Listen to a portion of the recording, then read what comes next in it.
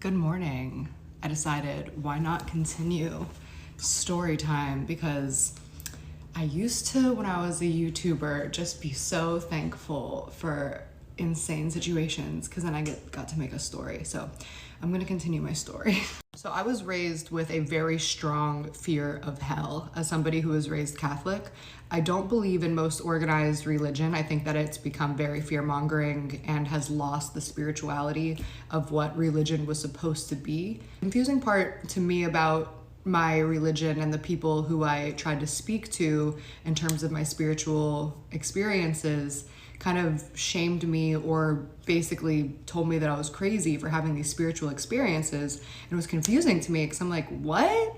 Like, y'all are the ones who are telling me that Jesus Christ was born and then died and then raised to the sky, and that if you pray to him, then he'll reveal himself, and if you pray to Mary, the Blessed Mother, then she'll come to you. And there's all these songs like written by the Beatles or other artists about walking with Mary and these spiritual experiences. But for some reason, if you talk to somebody in the church or somebody who's like a devout Catholic, they're very quick to discount your experience and make you feel insane. So when I started having real visions last year that went outside of dreams, I used to only be able to have visions when I was falling asleep or in my dreams, but now it's like middle of the morning, open eyes, sober, about to run errands or go to the gym, and I'm having these very intense visions and spiritual experiences.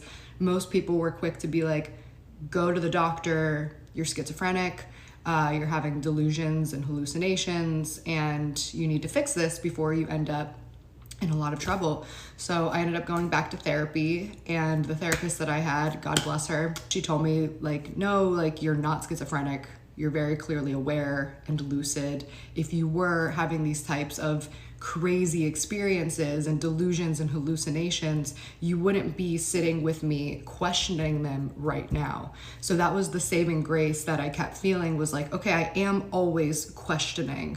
So then after I went to her, I went to a neurologist who did brain scans, and then I went to another neurologist who had me get an MRI, and then another neurologist who read the MRI, and everything was normal. And I go about my life normally. I was encouraged by my therapist to just accept that I'm blessed with really spiritual and divine experiences. So continued. So I want to describe for you one of the main delusions that I was having in this manic state, right?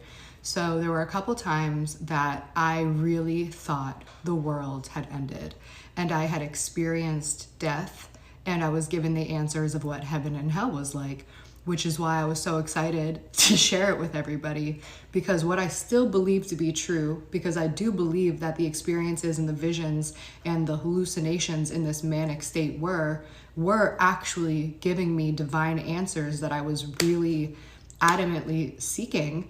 And it was amazing, because what heaven was exactly like earth, just like they tell us, as it was in the beginning, is now, and shall be forever, right? Heaven on earth. Heaven is a place on earth, the creator of heaven and earth. So the only difference between heaven and earth, life and death, was time, because people are so connected to the idea of time. So there's this pressure to get stuff done quickly. You have to have kids quickly. You have to have success quickly.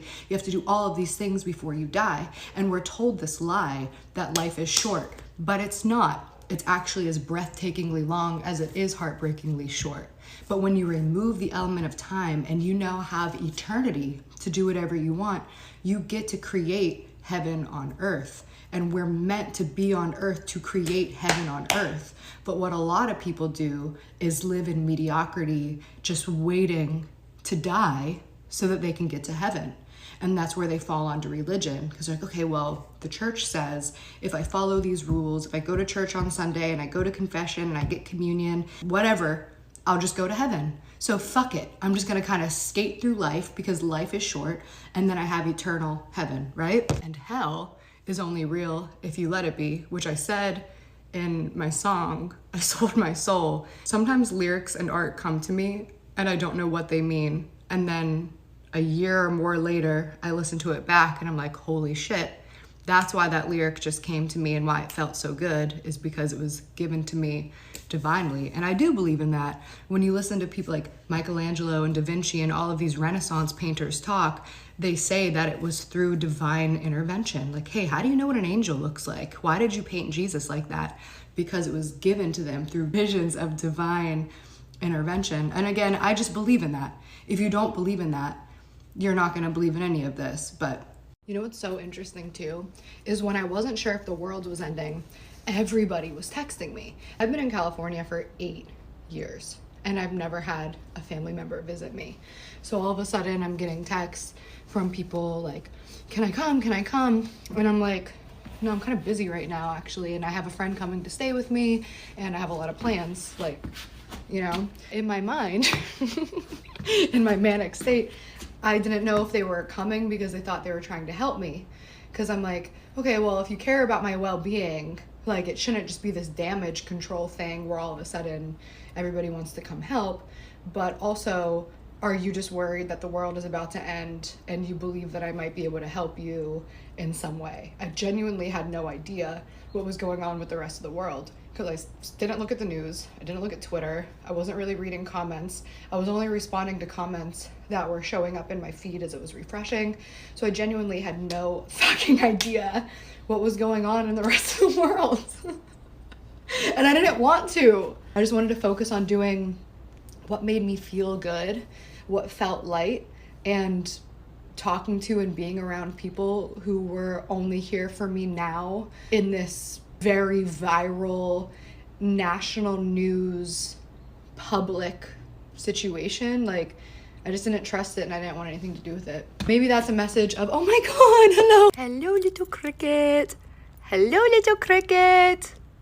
I'm gonna share with you one of my manic delusions that actually brought me a lot of peace and happiness and calm. So I felt that I was given the confidential information that when an animal is lost, abused, trapped, or neglected, that they're actually being cared for by Mother Nature. Because Mother Nature would never actually allow one of her creations to suffer. I also like to believe that whenever somebody innocent, especially a child, is hurt or murdered, that during the actual act, they're not actually feeling physical pain and that their body is now just a vessel to either catch that killer or help that family grow in some type of way spiritually, and that that person's soul, spirit, angel, ghost, whatever you want to call it, the consciousness that is a part of your body, because as we know, our consciousness is not attached to our body, has already left, and their body, their vessel, is now just kind of like putting on an act for the sake of the Matrix.